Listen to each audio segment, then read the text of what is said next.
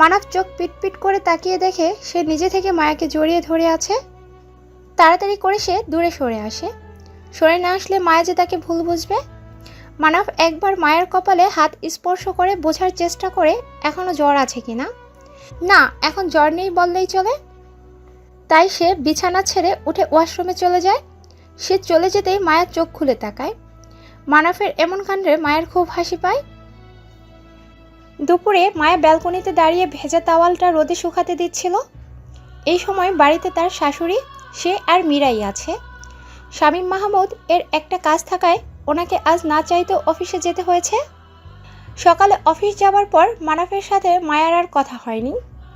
ব্যালকনির grill ধরে দাঁড়িয়ে বাইরের দিকে তাকিয়ে থাকে সে। তুই কি এখনো আহান ভাইকে ভালোবাসিস মায়া? মীরার কথায় মায়া কিছুটা চমকে গিয়ে তাকায়। মীরা নির্বিকার হয়ে তার দিকে তাকিয়ে আছে, হয়তো উত্তরটা শোনার আশায়। সে মনে মনে তার উত্তরটাকে সাজিয়ে নেয়। তারপর একটু কিছুক্ষণ চুপ থেকে বলে, আমি সব মিথ্যে মরীচিকার পিছুটান ছেড়েই মানবকে বিয়ে করেছি। মানব আমার স্বামী, ও ব্যতীত অন্য কারোর কথা মনে আনাও পাপ। আমি যথেষ্ট চেষ্টা করছি এই সম্পর্কটাকে মানিয়ে নেয়ার। তুই জানিস তোর এই কথাটা শুনে আমার কত ভালো লেগেছে। একদিন তুই অনেক সুখী হবি, আমার কথা মিলিয়ে নিস।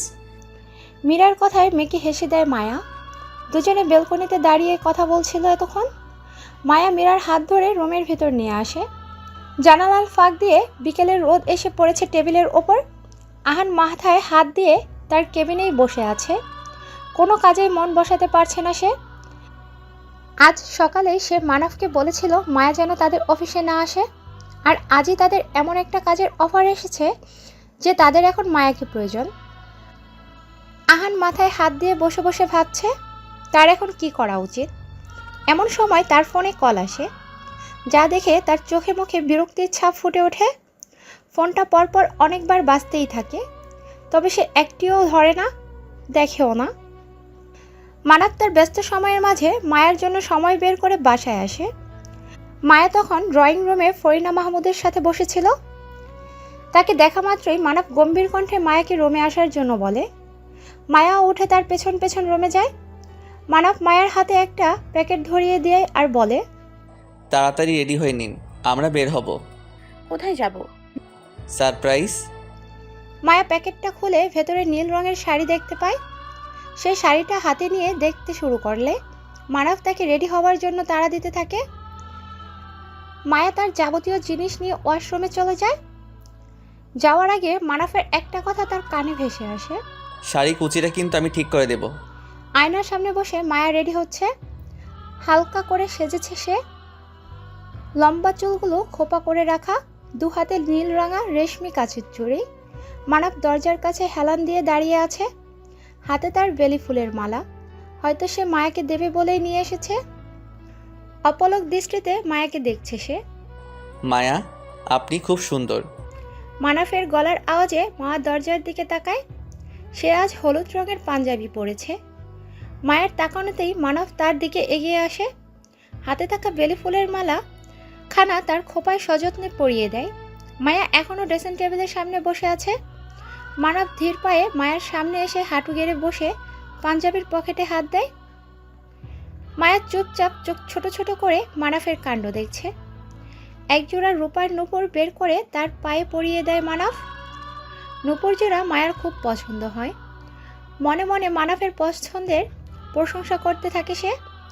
মানব মায়াকে বসা থেকে উঠিয়ে দাঁড় করায় আর বলে, এইবার পারফেক্ট, চলুন যাওয়া যাক। হুম। ওরা দুজন ফরিনা মাহমুদের কাছ থেকে বিদায় নিয়ে বাইরে বেরিয়ে আসে। মানব আজ তার বাইক বের করে না।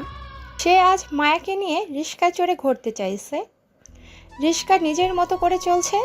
মানব এক হাতে মায়ার বাহু আঁকড়ে ধরে বসেছে আর অন্য হাতে শাড়ির আঁচল নিয়ে রেখেছে, যাতে করে অসাবধানতাবশত রিস্কার চাকায় না আটকে যায়।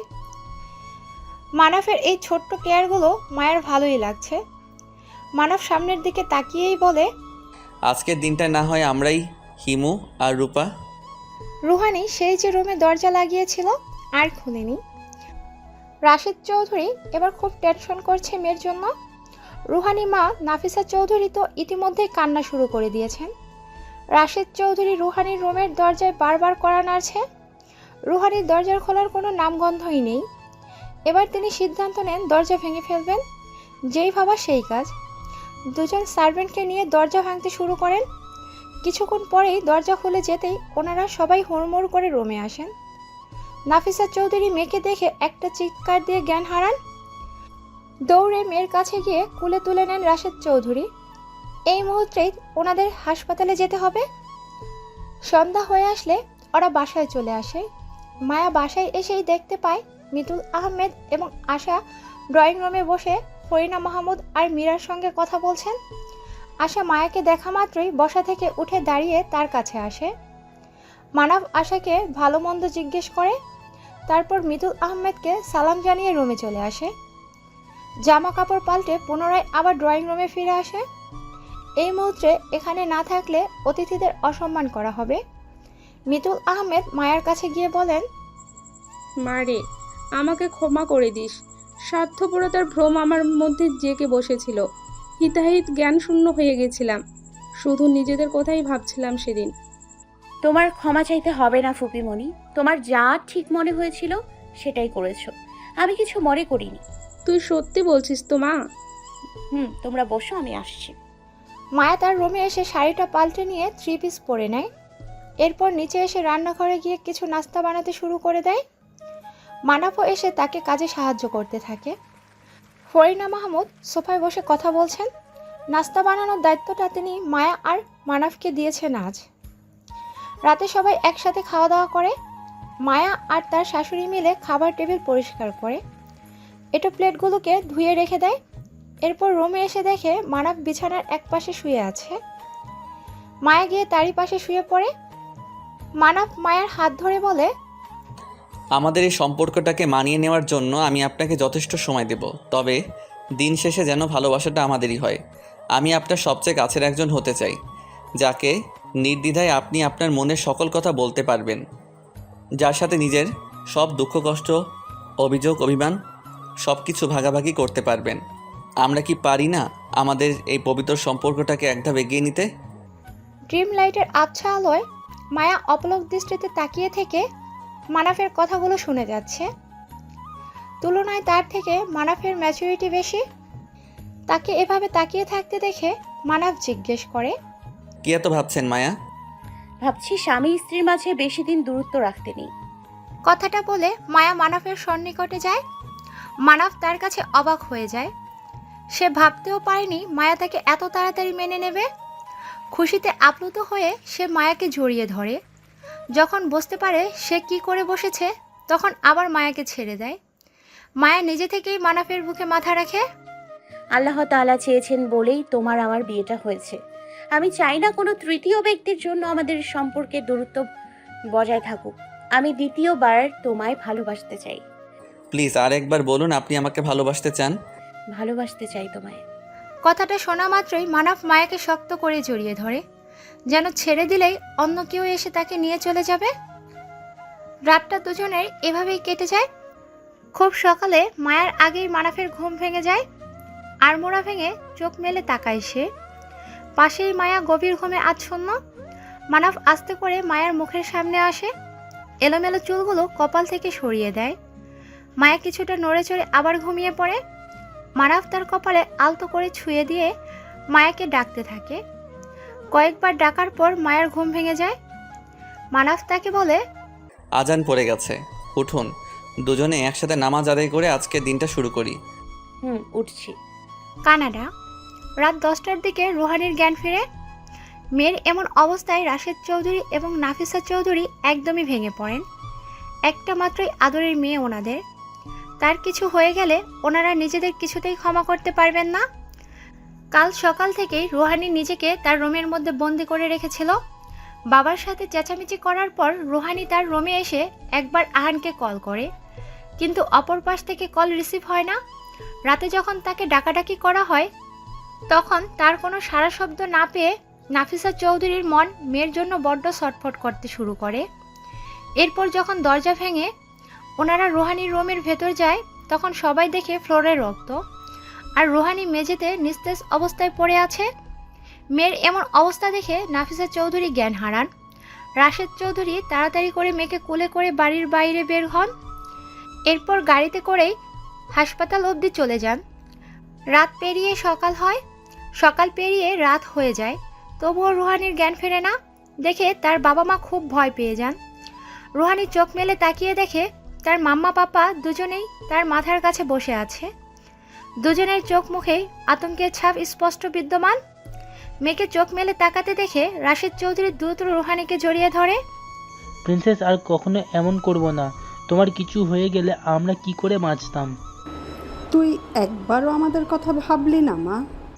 বেশ, আমরা আহানের সাথে তোমার বিয়ে দেব। তুমি একটু সুস্থ হও, আমরা খুব দ্রুত বাংলাদেশে যাওয়ার ব্যবস্থা করব। রুহানি কোনো কথা বলছে না দেখে তার বাবা বলেন। মাম্মাম পাপার সাথে কথা বলবে না? রুহানি তখনও চুপ করেই কান্না করতে থাকে। রুহানির জ্ঞান ফিরেছে শুনে ডক্টর একবার এসে তার চেক আপ করে যান। ডক্টর বলেছেন কাল সকালেই তাকে বাসায় নিয়ে যেতে পারবেন ওনারা। রুহানিকে হালকা কিছু খাবার খাইয়ে ওষুধ খাইয়ে দেন নাফিসা চৌধুরী। রাশেদ চৌধুরী পাশেই বসে মেয়ের মাথায় হাত বুলিয়ে দিতে থাকেন।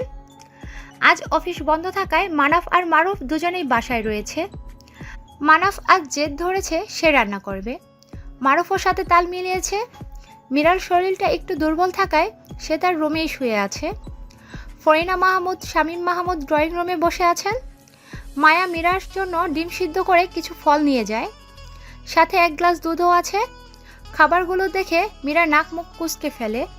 মনে হচ্ছে তার এই খাবারগুলো খুব একটা পছন্দ হয়নি। মায়া তাকে জোর করে হলেও কিছুটা খেয়ে নিতে বলে। তার কথায় মীরা অল্প স্বল্প খাবার খেয়ে নেয়। মায়া মীরাকে নিয়ে রুম থেকে বের হয়ে এসে দেখে তার বাবা ড্রয়িং রুমে বসে ফরিনা মাহমুদ এবং ওনার স্বামী শামীম মাহমুদের সাথে কথা বলছেন। বাবাকে এখানে দেখতে পেয়ে মায়া খুব খুশি হয়ে যায়। এরপর সবাই একসঙ্গে খেতে বসে। মানাফ আর মারুফের রান্না করা খাবার সবারই খুব ভালো লাগে। সকলে খুব প্রশংসা করে খাবারের। সেদিন মাহবুব আলম সকলের জোড়াজুড়িতে মেয়ের শ্বশুরবাড়ি থাকতে রাজি হয়ে যান। কেটে যায় আরও 2 দিন। রুহানি এখন সুস্থই আছে, তবে হাতের কাটা জায়গাটা ব্যথা রয়ে গেছে এখনও। রাশেদ চৌধুরী কালই ওনাদের জন্য বাংলাদেশে যাবার টিকিট কেটে নিয়েছেন। আজই ওদের ফ্লাইট। ওনারা ইতিমধ্যেই এয়ারপোর্টে পৌঁছে গেছেন। এরপর 3 জনই প্লেনে উঠে পড়েন। রুহানি তার সিটে হেলান দিয়ে আছে। সে শুধু একটা কথাই চিন্তা করছে, আহান যদি তাকে মেনে না নেয় আর ভালো না বাসে, এখন সে কি করবে। মেয়েকে এভাবে চুপ করে থাকতে দেখে নাফিসা চৌধুরী বলেন,